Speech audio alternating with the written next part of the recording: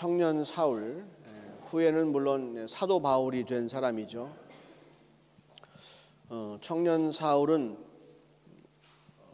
다소라고 하는 곳 출신이고요.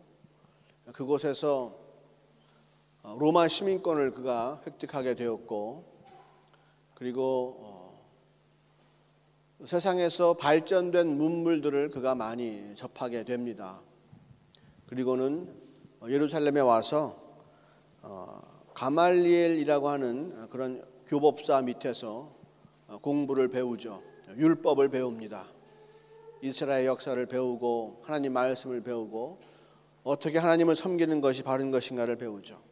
그래서 그가 바리새인 중에 바리새인이 됩니다. 그죠? 그리고 그 마음 속에는 하나님을 향한 열정으로 가득 차 있습니다. 그런데 그 열정이 어떻게 표현되느냐? 배운 대로 율법을 지키고 율법을 집행하는 것, 그것을 통해서 하나님께 영광 돌리는 것, 이제 이것을 청년 사울이 배우게 되는 것이죠. 가말리엘이라고 하면 그 당시에 힐렐 학파 중에서 가장 잘 나가는 그런 학자 중에 한 사람이었다고 합니다. 그러니까 그의 문화상이었고 배운 것은 많이 배웠을 거예요. 좋은 것은 많이 배웠을 것이고, 그런데 또 마음속에 열정이 있으니까 어떡합니까? 이제 자기 삶 가운데에서 그 일을 직접 이루어야겠죠. 율법을 그냥 율법으로, 지식으로, 추상적인 것으로, 관념적인 것으로 이해하지 않고 자기 삶 가운데 율법을 직접 이루고 해나가는 것이 하나님께 영광을 돌리는 삶이라고 믿고 그렇게 살았습니다. 그가 그렇게 열심을 낼 무렵에 이제 성령님께서 강림하시고 초대교회가 만들어지죠. 그래서 사도들은 기도하고 말씀 전하는 일에 전무하고 7 집사를 교회에 세워서 그 집사들을 통해서 이제 교회 일들을 감당하게 합니다. 그때 뽑힌 사람 중에 한 사람이 바로 스데반이죠. 집사 스데반. 그가 예수를 믿고 교회에서 충성된 일꾼으로 뽑히고 이제 막 복음을 열심히 전하는데, 그때 그가 전한 복음들은 유대인들아, 바리새인들아, 서기관들아, 너희들은 왜 성령을 회방하느냐, 그 얘기였거든요. 그 말을 들을 때에 유대인들, 바리새인들, 서기관들이 막 화가 끝까지 올라오는 거예요. 너희들은 지금 회개해야 된다. 너희들은 지금까지 하나님을 잘못 믿은 거야. 회개해야 돼. 하나님께서 예수를 이 땅 가운데 보내주셔서 그분의 메시아임을 분명히 보여주시고 알게 하셨다. 그분을 믿고 따라가야 한다. 그런데 그분을 너희들이 잡아 죽였단 말이에요. 메시아를 너희가 잡아 죽였다. 온 유대의 소망과 희망과 꿈이었던 메시아가 왔는데 너희들이 그렇게 하나님을 잘한다고 하면서 실제로 너희가 한 일은 그 메시아를 잡아 죽인 일이다. 이렇게 얘기하죠. 그러니까 바리새인들이 어떻게 생각합니까? 저놈은 반드시 잡아 죽여야 된다. 특별히 청년 이 사울 가운데에도 아주 마음이 부릴 듯 일어나는 거예요. 그래서 스데반이 돌에 맞아 죽는 것을 당연히 여겼다. 성경이 말하고 있습니다. 그래서 사도 바울, 청년 사울 앞에 사람들이 다 옷을 벗어놓고 아주 그 스데반 집사를 성문 밖으로 끌어내서 주먹만한, 머리만한 돌 가지고 이제 그를 쳐 죽이는 일들을 행하죠. 그때 스데반은 청년 사울은 서서 스데반이 저렇게 죽는 것은 당연하다고 여겼습니다. 사도 바울의 청년 사울에게 또 어떠한 마음이 있었을까요? 이제 이 땅에서 그리스도인들을, 예수를 믿는 자들을 다 잡아 죽이고 없애지 않으면 안 되겠다. 그래야 온전히 하나님께 영광을 돌릴 수 있고 우리 유대 백성들을 주님께서 택하신 그 택하심의 목적이 바로 이루어질 것이야. 이런 강한 믿음이 생겼죠. 그래서 예루살렘에서 다니면서 남녀노소를 막론하고 예수 믿는 사람들을 잡아다가 다 청년 사울이 다 옥에다가 가뒀습니다. 그런 일들을 아주 행했던 사람이고, 그것을 행하면서 기분 좋게 생각했어요. 자기는 당연한 일을 하는 거다라고 생각했어요. 그렇게 청년 사울이 예루살렘에서 일을 했습니다. 그래서 청년 사울이 가만히 보니까 스데반이 죽고 나서 예루살렘 교회가 흩어졌는데 사람들이 이것저것 많이 가 있는 거예요. 예루살렘에 있는 사람 잡는 것은 한계가 있고 이제 빨리 그들이 어디 가서 교회를 세우고 어디 가서 예수가 메시아라고 하는 이야기를 떠들기 전에 빨리 그들을 잡아 죽여야 된다는 생각을 한 거죠. 그래야 어떻게 됩니까? 유대교가, 그래야 율법이 살아있으니까, 그래야 하나님께 좋아하시니까, 그렇게 철석같이 믿었으니까 불이 나게 찾아갑니다. 그래서 대제사장에게 얘기를 하죠. 제사장도 알겠지만 제가 이곳 예루살렘에서 지금 사람들을 잡아들이지 않았습니까? 그런데 이것 갖고는 안 될 거라고 생각됩니다. 보십시오. 스데반이 죽은 이후에 사람들이 다 지금 이곳저곳 도시를 흩어졌습니다. 그들이 가서 딴 도시에서 교회를 만들고 회당을 방해하고 율법을 어겨도 된다고 얘기하고 성전을 사흘 만에 무너뜨린 이런 헛된 이야기들을 막 선포하고 다니면 아주 문제가 복잡해질 것입니다. 이번 기회에 제가 가서 다메섹에 가서 제가 한번 큰 일을 치고 오겠습니다. 가서 그곳에 예수 믿는 자들 내가 잡아가지고 오겠습니다. 아주 자기가 열정이 가득하게 자기의 삶을 헌신해서 유대교를 지키고 예수 믿는 자들을 잡아 죽이겠다는 아주 그 마음으로 청년 사울의 마음이 불타는 거죠. 그래서 동역자들을 데리고 권위 있는 편지를 받아가지고 그 명령서를 받아가지고 다메섹에 있는 회당으로 가는 길이에요. 유대인 회당이죠. 부지런히 갑니다. 근데 가는 길에 갑자기 빛이 내려오고 그 빛이 청년 사울을 휘감습니다. 청년 사울은 아무것도 보지 못하게 됐는데 그 가운데 음성이 들리는 것이에요. 사울아, 내가 왜 나를 핍박하느냐. 소리는 들리는 거예요. 아니, 누구신데 내가 당신을 핍박했다 합니까? 나는 네가 핍박하는 예수라. 그 이야기를 들었습니다. 내가 핍박하는 예수라. 그러면서 청년 사울에게 어떤 마음이 있었을까요? 여러 가지 혼란되었을까요? 예수는 죽었는데 나에게 지금 음성으로 저렇게 말하는 사람은 누구지? 자기 스스로가 예수라고 하는데 그렇다면 정말로 그 유대인 베드로나 이런 사람들이 한 이야기가 맞단 말인가? 스데반이 한 이야기가 맞단 말인가? 정말로 그 예수가 부활했단 말인가? 여러 가지 마음속에 생각들이 많이 났을 거예요. 나는 예수를 핍박한 적이 없지. 나는 예수 믿는 사람을 핍박했는데 이건 어떻게 된 거지? 내가 그럼 예수 믿는 사람을 핍박한 것은 예수를 핍박한 건가? 교회를 핍박한 것은 그럼 예수를 핍박한 건가? 여러 가지로 막 머릿속에 힘든 생각이 들 때 예수님께서 한 말씀 더 하시죠. 뭐라고 말씀하십니까? 네가 일어나 성으로 돌아가라. 행할 것을 네게 이를 자가 있느니라 그랬습니다. 청년 사울이 그 이야기를 듣고 사람들의 부축을 받고 다메섹 시내로 돌아갔습니다. 그리고는 누굽니까? 유다 집에 거하게 되죠. 그가 사흘 동안 아무것도 먹지 못하고 아무것도 마시지 못하고 그저 기도하고만 있었습니다.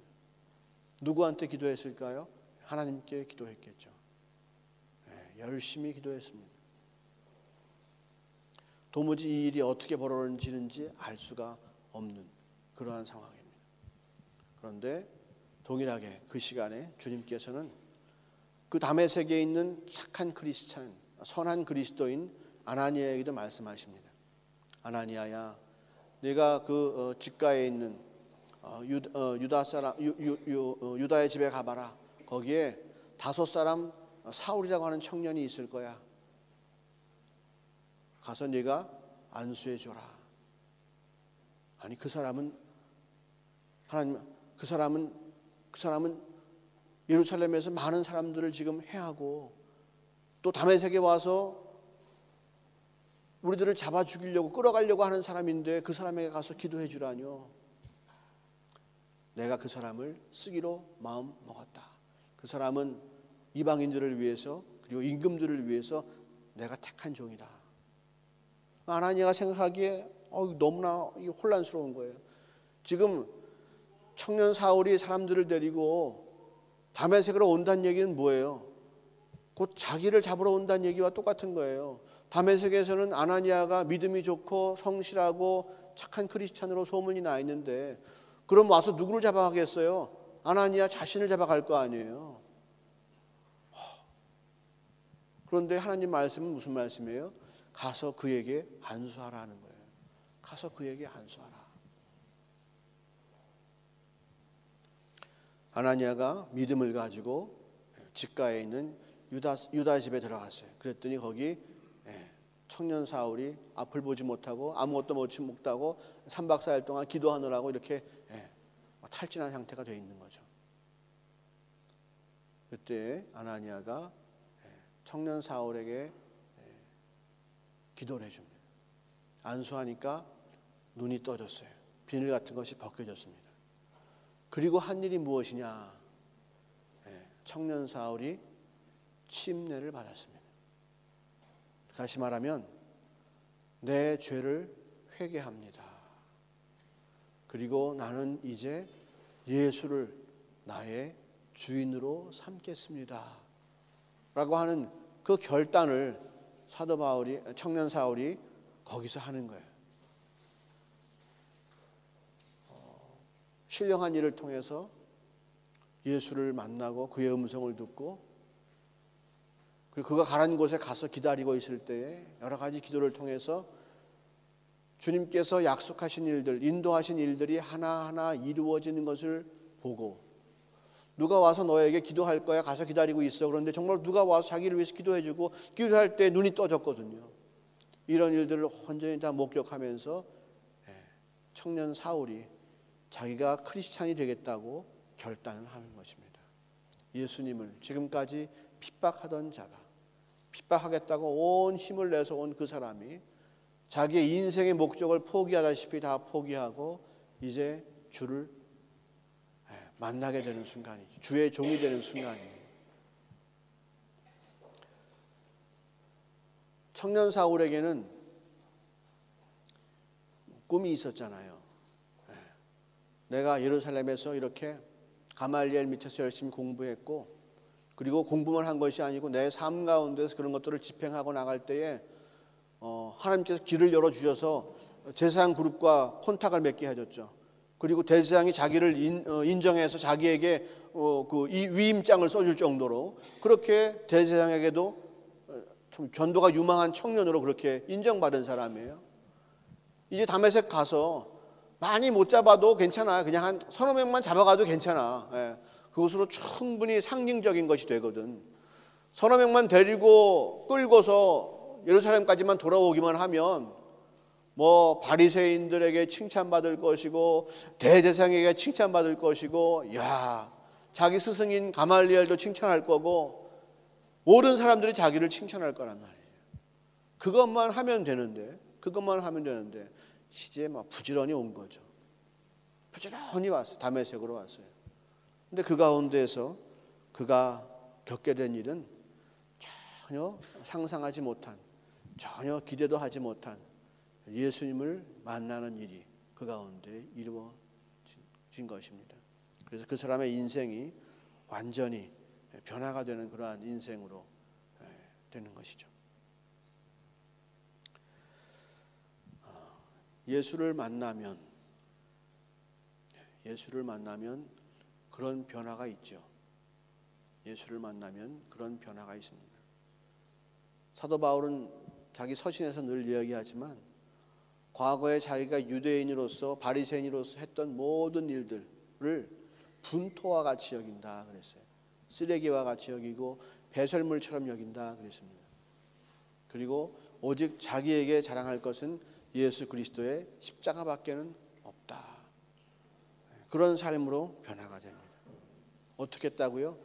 그는 예수님을 만났기 때문에.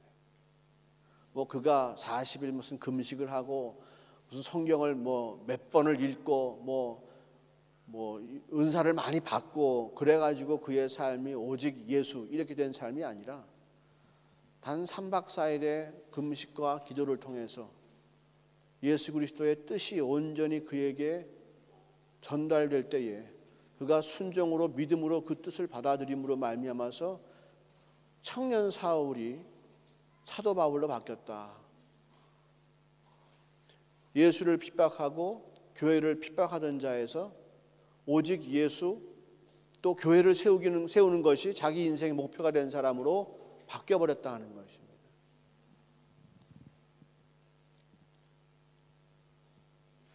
그리고는 그가 하나님께서 자기에게 무슨 이야기를 해주시면 한마디 한마디 듣고 순종하는 사람으로 바뀌었다는 거예요. 어떻게 그런 일이 가능할까? 여러분이 만일 그런 경험을 했다면 여러분들은 어떻게 반응하시겠습니까? 한국에서 이제 내가 독일 가서 공부만 해가지고 한국 다시 돌아가면 난 한국에서 이제 승리할 거야. 막 이런 인생의 큰 꿈을 가지고 비행기를 타고 독일에 왔어요. 독일에 왔는데 갑자기 무슨 예상치 않은 큰 일이 벌어지고 내가 기도할 수밖에 없게 되고, 그럴 때 우리의 삶 가운데 역사하시는 예수 그리스도를 우리가 정말로 그렇게 만나게 된다면 우리는 과연 어떠한 인생을 살게 될까? 아니, 어쩌면 우리가 예수님께서 그렇게 우리를 만나 주셨음에도 불구하고 우리가 눈치를 못 채고 있는 것은 아닌가? 성경에 보면 예수를 만난 사람들은 다 정말로 변화되고 그들이 할 수 없는 일들을 믿음으로 해나가는 그러한 삶을 막 살고 나가는데, 우리는 예수를 안다고 하면서 내가 정말로 예수를 아는 삶인가 아닌가 의심스러울 때가 참 많단 말이죠. 청년 사울도 예수를 믿었으면 그렇게 진짜 헷가닥 뒤집어지는데 왜 나에게는 그러한 일이 없을까? 나에게는 그러한 일이 없을까?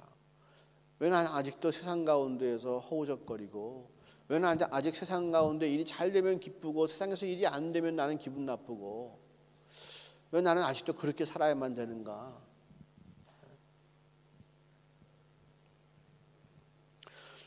오늘 따라갔던 사람들이 있잖아요.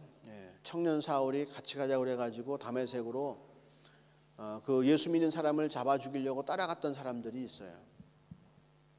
근데 그 사람들도 성경 말씀을 잘 보면 오늘 뭐라고 얘기합니까? 오늘 사도행전 9장에서 얘기한 대로 보면 7절에 보니까 같이 가던 사람들은 소리만 듣고 아무도 보지 못하여 말을 못하고 섰더라, 이렇게 되어 있습니다.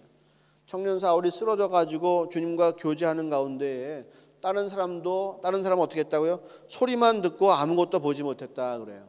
그런데 똑같은 구절을 이 사도 바울이 왕들 앞에서 증언할 때는 어떻게 얘기하냐면 그들이 빛을 보지 못하고 빛만 보고 아무 소리도 듣지 못했다고 얘기합니다.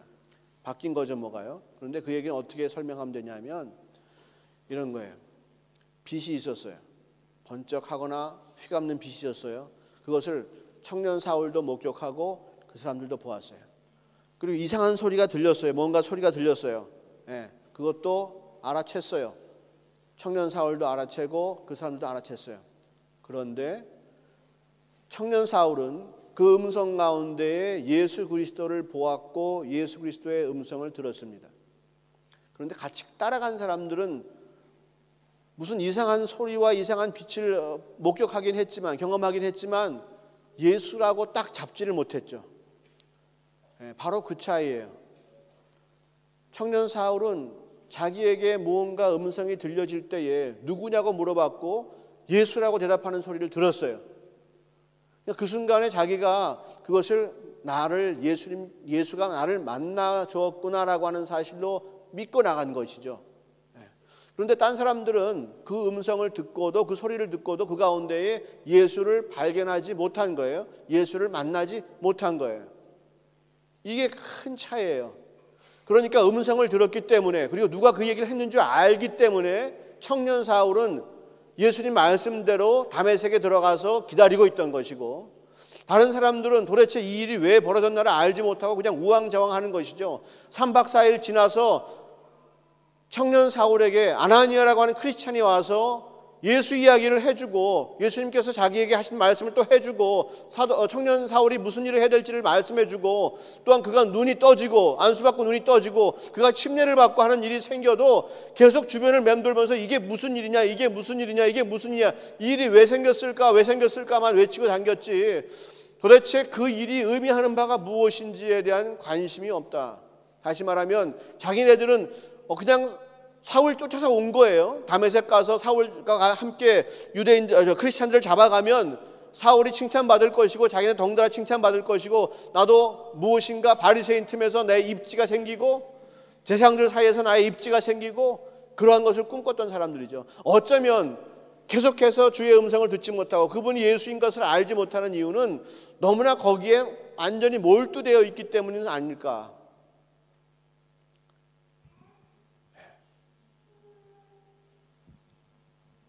그런 일들이 청년 사울에게 계속 벌어지고 있고 180도의 인생이 변하는 그러한 것을 그 사람들은 목격했습니다. 그런데도 불구하고 그들은 예수께로 나오지를 못했다. 남들이 변화되어서 은혜 받고 주의 종이 되고 주의 길을 가겠다고 손들고 나오고 할 때에도 그 사람들의 마음은 전혀 요동이 없었다. 왜? 자기 길을 갈 것이 확실하기 때문에. 누가 뭐라고 자기 인생에 대해서 얘기해도 자기들은 갈 길이 확실하게 정해져 있으니까 다른 사람들의 인생이 어떻게 되든지 하나님의 역사와 은혜가 그 가운데 있든지 없든지 관심이 없다. 우리가 주보에 간증문들을 올려놨었는데 예전에 간증을 올려놨었는데 간증을 어떤 사람은 그 간증을 보면서 야 정말로 하나님께서 이런 은혜를 우리 친구들에게 주었구나라고 생각하고 보고 감사하고 자기도 그런 은혜를 받으려고 노력하고 기도하고 하는 사람이 있는 반면에 어떤 사람은 그러한 간증문을 읽고도 뭐 그냥 그런가 보다. 뭐게 글씨가 작아 안 보여? 덮어놓고 말고. 하나님께서 무슨 은혜를 주시고 무슨 은혜를 우리 교회에 부어주시는지 전혀 관심이 없는 사람들이 있단 말이죠. 동일한 은혜가 교회 가운데 부어져도 누구는 그 은혜를 찾아 먹습니다. 그죠? 하지만 누구는 그 은혜를 놓치고 말아요. 아니, 놓치는 게 아니죠. 잡으려고 그러다가 놓치는 겁니까? 아닙니다. 잡으려고 하질 않아요. 그러면서 어떻게 합니까? 자기 스스로를 계속해서 합리화시키고요. 자기 인생이 이렇게 갈 수밖에 없는 여러 가지 이유들을 계속해서 나열하고 그것을 자기 인생을 미화하게 되죠. 38년 된 병자 이야기 아시죠? 연못이 있어요. 천사가 와서 물을 동하게 합니다. 물을 움직이게 해요. 그럼 그때 제일 먼저 들어간 사람이 병을 낫는다라고 하는 그러한 그 신화가 있는 그러한 우물이에요. 38년 된 병자가 와 있어요. 그런데 아무도 그를 그 자리에 그 물이 동할 때 그를 먼저 들여보내주지 않아요. 왜? 다 자기가 은혜 받으려고 자기가 먼저 들어가려고 하지 남은 생각해줘서 계속 그것을 기다리고 있는 사람이 없단 말이죠. 한두 사람은 와서 시도해 본 적 있을 거예요. 한 보름 정도 같이 기다려주다가 난 힘들어서 못하겠네. 내가 할 일인데 당신이 이렇게 도와줄 수가 없어. 미안해. 난 가봐야겠네. 그런 사람도 있었을 거예요. 38년 된 병자가 자기 인생을 합리화시키고 내가 이렇게밖에 살 수 없는 이유는 무엇이냐? 아무도 나를 연못 속에 들여보내주지 않았다고 얘기합니다.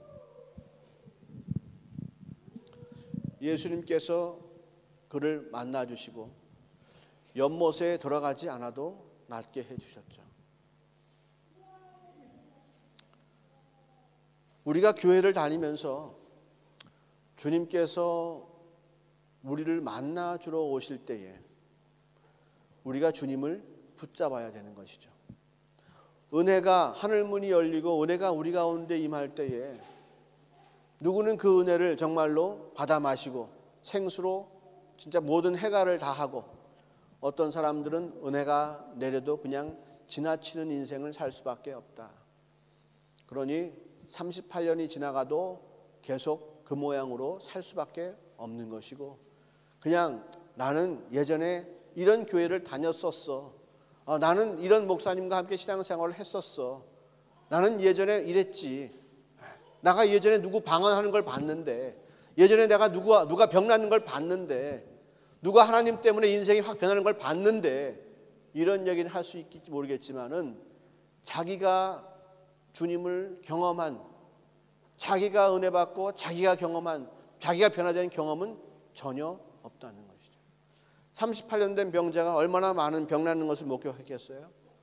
피부병이 났고 문둥병이 났고 여러 가지 많이 목격했을 거예요. 그런데 그것은 남에게 부어주시는 은혜지 자기는 받지 못했단 말이에요.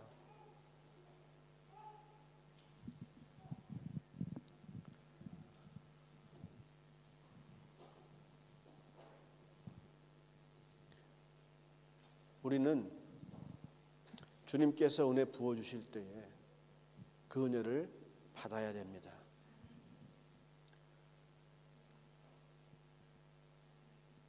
제가 만일 오늘 이 자리에서 100유로짜리 샤인을 한 1000장 정도 갖고 있다고 쳐봅시다. 그리고 막 뿌렸어요. 그럼 어떨까요? 열심이라는 걸 볼 수 있을 겁니다. 열심이라는 걸. 그죠? 그리고 진심 다 드러나죠. 그럴 겁니다. 그런데 주님께서 우리에게 주시는 것은요, 얘야 은혜 받으라 라고 우리에게 주시는 것은요, 그렇게 우리가 보고 저거다라고 이렇게 싹 다가갈 만한 그런 것은 없어요. 진우 형제 졸지 마. 애기 아빠 될 텐데. 자, 오늘 아나니아라고 하는 사람 보세요. 아나니아라고 하는 사람. 이 사람은 그 다메섹에서 굉장히 잘 나가잖아요. 그죠? 복된 크리스찬이에요. 그런데 그에게 주님께서 오셔서 유다 집에 가봐. 거기 가면 맛있는 게 있을 거야.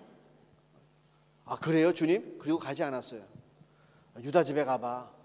널 잡으러 온 사울이 있을 거야. 너를 죽이러 먼 데서부터 위임장 받고 온 사울이 있을 거야. 너 글로 가봐. 그랬어요. 가요 못 가요? 못 가요. 주님께서 아니야. 그 사람 내가 쓸 거야.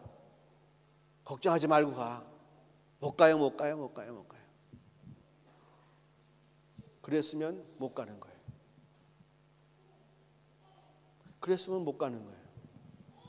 그리고 그 청년 사울은 다른 사람에 의해서 인도되었을 거예요. 근데 아나니아가 어떻게 했어요? 그때 주님께서 하시는 말씀이니까 믿음을 가지고 그 사울을 만나러 간 거예요. 서슬이 시퍼런 사울을 만나러 간 거예요. 두려웠을 거예요. 저 인간이 어떻게 대할까? 내가 예수의 예자라도 꺼내면 또 그냥 벌떡 일어나가지고 나를 꽁꽁 묶지는 않을까? 하지만 아나니아가 믿음을 가지고 그 집에 들어갔고 믿음을 가지고 이야기를 시작했을 때에 그 사울이 손들고 나오는 거예요. 내가 예수를 핍박했습니다. 내가 교회를 핍박했습니다. 내가 그분이 누군지를 몰랐습니다. 그래서 손들고 나와서 직접 자기가 침례까지 받겠다 그러는 거예요. 이런 놀라운 역사가 벌어지는 거예요. 아나니아가 손을 얹고 기도했더니 눈의 비늘이 싹 벗어지고 완전한 치유가 일어나고 청년 사울이 고백을 합니다. 내가 이제 예수를 나의 주인으로 섬기겠습니다. 아나니아가 받은 은혜가 뭐예요? 돈이요? 명예요? 학위요? 재주요? 그가 받은 은혜는 사람을 살리는 일에 자기가 쓰임받은 거예요. 자, 그 일을 통해서 아나니아의 믿음이 약해졌을까요? 강해졌을까요? 분명히 강해졌죠. 내가 믿음을 부려서 주님께서 원하시는 일을 믿음으로 감당하면 그곳에 주님께서 주시는 은혜가 있단 말이에요. 내가 바라고 내가 꿈꾸는 그것이 아니고 주님께서 나를 위해서 예비하신 은혜가 그곳에 있단 말이에요.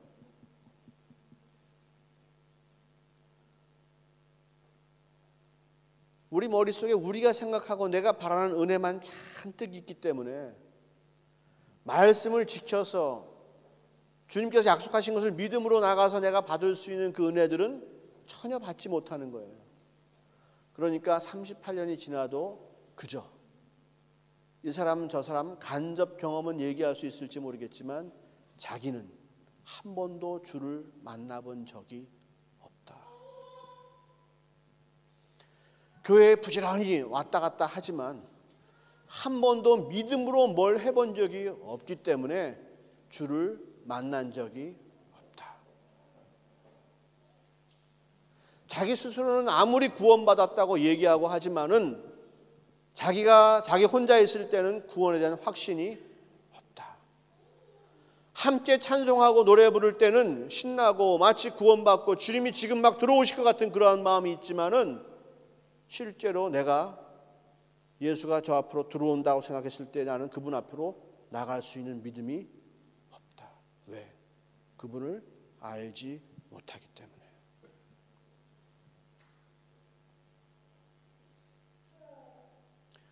우리에게 필요한 것은 주님을 경험하는 일이에요. 주님을 만나는 일이에요. 물론 내가 주를 막 핍박하고 멸시하고 막 그러다가 진짜 사도 바울처럼 이런 일을 경험할 수도 있겠죠. 하지만 성경에 이러한 경험들은 정말로 드물어요. 대부분의 경험들이 아나니아와 같은 경험들을 하죠. 자기가 지킬 수 없는 이야기를 하나님께서 해주시는 거예요. 내가 하고 싶지 않은 일이 성경에 너무나 많이 써 있어. 그런데 내가 믿는 거죠. 성경 말씀은 하나님께서 나를 살리시기 위하여 지금 나에게 해주시는 말씀이다. 그러니 내가 믿음을 가지고 이 말씀을 지키고 가면 주님께서 반드시 나에게 은혜를 부어 주신다. 그리고 실제로 믿음을 지키는 거예요. 그리고 주님께서 내가 그 말씀을 지키고 나갈 때에, 내가 믿음을 드리고 나갈 때에 나에게 무엇을 주시는가를 잘 봐야죠. 그리고 그 속에 엄청난 비밀이 있음을 깨닫는 것입니다.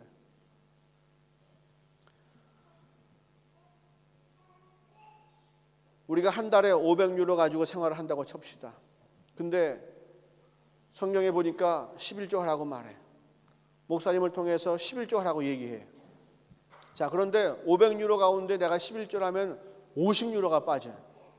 그럼 내가 450유로 가지고 살아야 되는데 기숙사비가 뭐 싼 방은 더 싼 것도 있지만 평균 잡으면 그냥 한 200유로. 그죠? 또 프리바트 사면 더 비싸겠지. 그러니까 한 250유로. 그럼 나머지 200유로 갖고 살아야 돼. 그런데 핸드폰 값이 얼마야? 얼마씩 나가지? 핸드폰 값이? 30유로? 30유로. 그리고 밥은 뭐가 될 거 아니야? 이것저것 다 계산하고 나면 내가 50유로가 더 있으면 더 있어야지 50유로 없이는 안 된단 말이지. 계산이 안 서는 거야. 자, 그럴 때 우리 머릿속에는 여러 가지 생각들이 나요. 내가 소득이 없는데 내가 왜 11조를 하느냐. 내가 직장이 없는데 내가 왜 11조를 하느냐. 이 얘기가 딱 생각이 나요.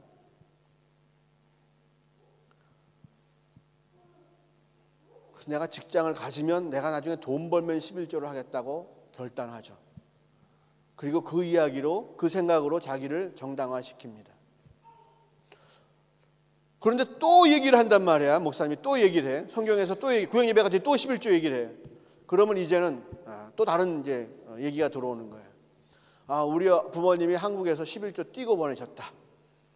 그러니까 나는 11조 안 해도 된다. 그런 마음이 또 들어요. 근데 그런 생각들은요, 성경에는 없는 이야기고요. 성경은 11조를 하라고 그랬지 이것저것 핑계대서 11조를 피해가라는 말은 한 적이 없어요. 주님께서 왜 우리에게 11조를 하라고 하실까? 여러 가지 성경에 많은 이유가 있지만 우리가 믿는 자로서 은혜를 사모하는 자로서 우리가 해야 될 일은 무엇이냐? 그냥 믿고 하는 거예요. 계산해 보면 나는 어쩌면 일주일을 감자만 먹고 살 수도 있어. 그리고 1년에 하면 600유로니까 컴퓨터를 바꿀 수가 있는데 그 컴퓨터를 포기하고 옛날 거를 계속 써야 되는 상황도 올 수가 있어. 좀 더 가난한 사람들은 양말도 새로 사지 못할 수도 있어. 그러나 주님께서 말씀하시는 것은 11조를 하라는 이야기예요. 그래서 우리가 용기를 내고 믿음을 가지고 11조를 할 때에 내가 배고프고 내가 컴퓨터를 못 샀고 초콜릿 먹고 싶을 때 못 먹고 구미 먹고 싶은데 못 먹고 그럴 수가 있지만 당연히 그렇게 되겠죠. 하지만 그 가운데에서 분명히 주님의 은혜가 있다. 그것이 믿는 자들이 하는 고백이에요. 믿는 자들이 좁은 길로 들어갈 때에, 그죠? 좁은 길로 들어갈 때, 걸어갈 때에 주님께서 나에게 주시는 은혜가 있다 하는 거예요. 세상이 보기에는 그 길에는 없어요. 그죠? 아나니아는 사울을 피해가는 게 정상이야, 그잖아요. 자기를 죽이러 온 사람은 피해가는 게 정상이지. 그런데 주님이 나타나서 그 사람한테 가래. 갈 수가 없어요. 하지만 주님 말씀을 믿고 갈 때 역사가 일어나는 거예요. 사도 바울도 마찬가지죠. 자기가 핍박하는, 내가 예수를 핍박했다고? 예수는 죽었는데, 하지만 너 다메섹 가서 기다려. 다메섹 가서 사흘 동안 기도하고 있었단 말이에요. 기다리고 있었단 말이에요. 그리고 오늘 본문에서 말씀하신 대로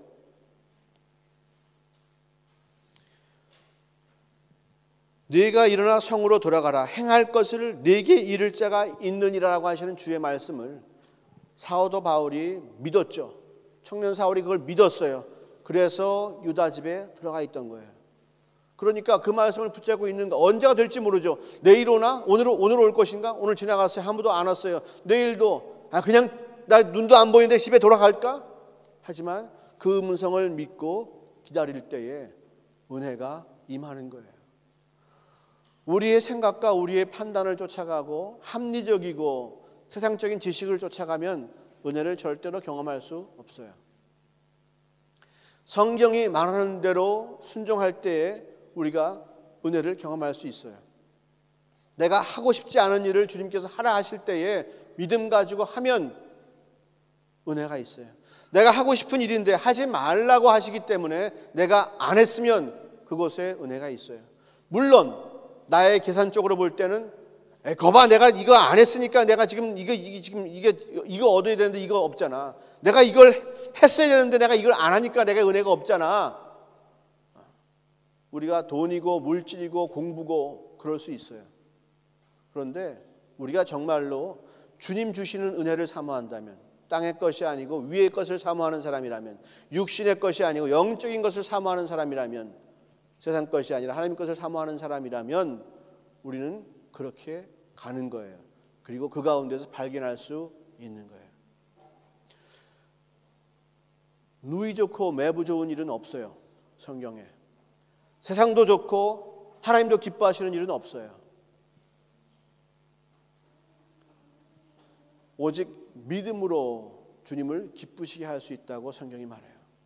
믿음이 없이는 주를 기쁘게 하실 수 없나니. 좁은 길을 걸어가야 돼요. 여러분이 주일날 우리 찬양단 같은 경우는 12시 반부터 나와가지고 6시까지 교회에서 꼬박 살다 가요. 아침 예배 또 저녁 예배 계속 드리고요. 또 뭡니까? 구역장 성경 공부도 있고 구역 예배도 있고 많은 시간들을 주를 위해 드려요. 그 시간에 연습했으면 공부했으면은 학문적으로 또 연주 실력적으로 훨씬 더 월등하게 될 수 있었어요. 당연해요, 그거죠? 근데 공부 시간이 그만큼 줄어드니까 공부 못하는 게 당연해요, 못해요? 아니에요, 당연해요. 그런데 사모하는 은혜가 달라요. 사모하는 은혜가 다르기 때문에 손해 보는 거예요. 내가 구하고자 하는 것이 다르기 때문에 기꺼이 내어놓는 거예요. 나는 이 땅의 것보다는 하나님의 것이 더 좋다는 거예요. 그러니까 그 길로 가는 거예요. 내가 이 일을 열심히 하면 주님께서 내가 원하는 것을 이루어 주시겠지가 아니라 나는 주님께서 나에게 무슨 은혜를 주시든지 내가 그 은혜를 받기를 원합니다. 그 마음 가지고 헌신하는 것이고 그 마음 가지고 손해보는 거예요.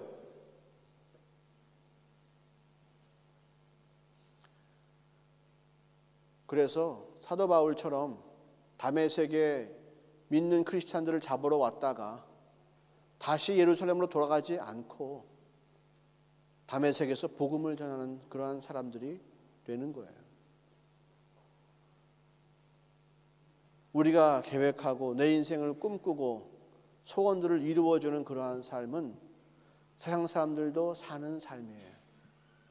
그것 좀 잘 되기 위해서 내가 교회 나오는 것 절대로 아닙니다. 그렇다면 여러분들은 예수 믿는 사람들 아니에요. 내가 원하는 그것을 믿고 그것을 쫓아가는 사람이에요. 나는 우상을 쫓는 사람이거나 물질을 쫓는 사람이거나 만몬을 섬기는 사람들이 뭐 이상한 사람들인 것 같아요? 아니에요. 하나님만 좇지 않으면 다 그래요. 하나님이 주시는 은혜만 사모하지 않으면 다 우상을 섬기는 사람들이에요. 오늘 청년 사울이 그죠? 하나님 예수님 만나고 예수를 주로 고백하는 침례받는 일이 벌어졌어요. 아나니아가 순종했을 때에 주의 뜻이 이루어지는 것을 목도했어요. 그럼 우리는 어떻게 살아야 됩니까? 청년 사울을 쫓아왔던 사람들처럼 그저 허둥지둥 남이 잘 되는 거나 보고 그냥 말 겁니까? 38년 된 병자처럼 그냥 팔짱만 끼고 앉아가지고 저 사람들은 그냥 저렇게 돼서 참 좋겠네. 나는 그렇지 못한데 이렇게 한탄만 하며 살 것입니까? 나는 왜 그렇게 되지 못할까? 안타깝습니까? 여러분에게 주님께서 엄청난 책을 주셨잖아요. 성경 말씀을 주셨잖아요. 그것도 부족해서 매일 아침 저녁으로 주의 말씀을 풀이해주고 해결해주고 함께 묵상할 수 있는 기회를 주시잖아요.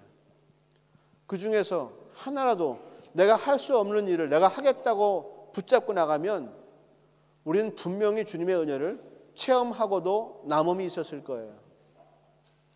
그런데 우리가 계속해서 내가 가는 길을 가려고 하기 때문에 주님께서 나를 아무리 변화시켜 주시려고 말씀을 해도 나는 절대로 그 말씀을 받지 않고 내가 가는 길을 끝까지 가고 내가 이렇게 신앙생활을 하는 것을 끝까지 신앙생활을 이렇게 하려고 하기 때문에 절대로 변화가 없는 거예요. 좁은 길을 가야 은혜를 경험하고 은혜를 경험해야 더 큰 은혜를 사모하게 되는 거예요. 그게 좋은 줄 알아야 더 큰 것을 사모하죠. 여러분 청국장을 먹을 줄 아는 사람 그 맛을 알아야 자꾸 찾잖아요. 청국장 맛을 모르는 사람은 그거 처음에 냄새 나니까 못 먹겠다 그래요. 다 먹어야지 되는 거예요. 주님의 은혜를 경험하는 길은 좁은 길이에요. 넓은 길 절대로 아니에요. 그 길을 걸어가야 우리 가운데 은혜가 있어요.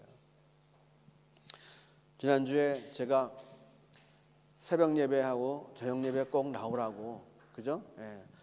힘들면 둘 중에 하나라도 나오고 더 힘들면 일주일에 주일 예배 말고 3번 정도는 예배를 드리자고 제가 막 그렇게 말씀드렸던 것 같은데 지난주 월요일부터 사람들이 안 나오더라고요. 저는 굉장히 기대하고 월요일 날 새벽 예배를 갔는데 8명이 나왔어요. 그런가 보다. 화요일 날도 더 안 나오는 거예요, 사람들이. 그래서 수요일 날 제가 깨달은 바가 있어요. 김 목사야, 너도 그래. 한 번 얘기해서 들으면 벌써 천국이 이루어졌게요. 김 목사, 너도 내가 지금까지 얘기하는데 너도 안 듣는 거 되게 많아. 그러시더라고요. 그래서 우리가 죄인인 거죠. 그죠? 그래서 우리에게 예수님이 필요하고요. 그래서 우리가 회개해야죠.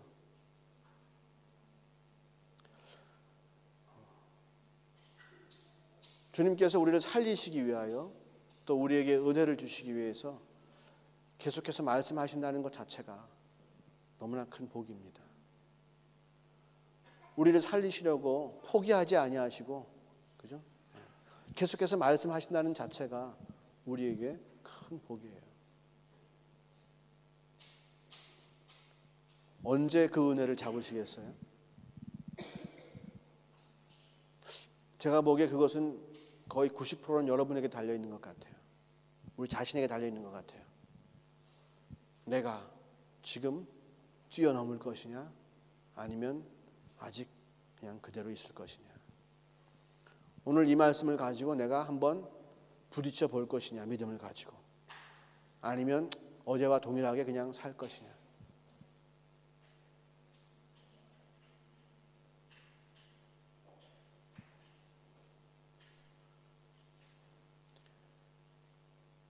편한 길이고 넓은 길이고 우리가 상식으로 해결되고 계산해서 나오는 길이 복된 길이라면 다 그 길로 가면 돼요. 하지만 주님은 그 길이 아니라고 말씀하시고 좁은 길이라고 말씀하셨어요. 내가 안 되는 것처럼 생각되는 길을 걸어가는 거예요. 내가 하기 싫지만 하라고 하시는 말씀을 내가 믿음으로 지키는 거예요. 그리고 그 열매를 내가 맛봐야 되는 거예요. 그 고난 속에 있는 은혜의 열매를 맛보세요. 핍박과, 그죠? 저주 가운데 있는 것 같은 그런 그 맛을 보세요. 우리 청년 사울이 이렇게 회심하면서 자기의 인생에 대해서 얼마나 많은 생각을 했을까요? 고향에 계신 부모님은, 다소에 계신 부모님은, 야, 나에게 로마 시민권도 주셨지, 나를 가말리엘 문화생으로 공부시키기 위해 돈도 대주셨지, 내가 이렇게 열심을 낸다는 소식을 듣고 얼마나 기뻐하셨을까? 그런데 내가 이제 그 부모님을 실망시켜 드려야 되고 내가 세상을 살던 길과 거꾸로 가야 된다고 생각했을 때에 청년 사울은 앞이 깜깜했을 수도 있는 거예요. 그 길이 여러분 결코 자연스러운 길은 절대로 아니에요. 청년 사울이 그 많은 고민과 어려움 속에서 그는 결단을 했어요. 예수님을 따라가겠다고 결단을 한 거예요. 다 포기하고 그 길을 가겠다고.